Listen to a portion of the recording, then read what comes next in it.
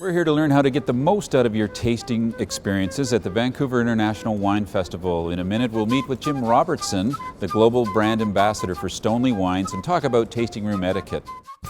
Jim, over the years, you've been to a lot of festivals. Any idea how many? Tony, hundreds. Okay, so you're the one I want to talk to. There's a lot of congestion in these tasting rooms. Let's start at the booth. How can you sort of minimize and get through the experience? Well, in fact, start before you even come inside the hall by planning.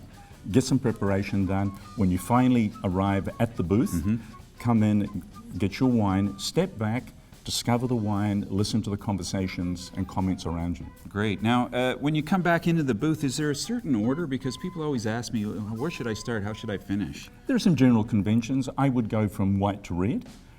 Then I would probably go from dry through to sweet. Right. And then when you're also at the booth and it's so crowded, how about speaking with other people or sharing info, or does that work well? Or? It does work well. We interact, obviously, with the people who we're pouring wine with, but there's also a lot of discussion and a lot of wine conversations happening around us. Yeah. Now, how do you handle that person there everywhere? They just, bust into the booth and say, I want to taste your most expensive wine. I will always start at the beginning. Make them go through them. Absolutely. Yeah. But pricing is an issue. That's a different issue, though. Or should people ask you how much the wine is? Or? It's very important. Yeah. I want them to taste the wine, and I want them to understand the value that they're getting for the wine. So, for instance, I'll be pouring wines from $17 to about $35. Yeah. And then people always ask me about availability, so you can help them with that, or with what's at the table?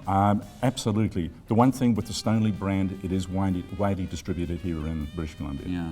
Well, Jim, it's going to be a busy week, as always, at the festival table with so many hundreds of people. We hope you enjoy your time here. Tony, thank you. Appreciate it. Thanks.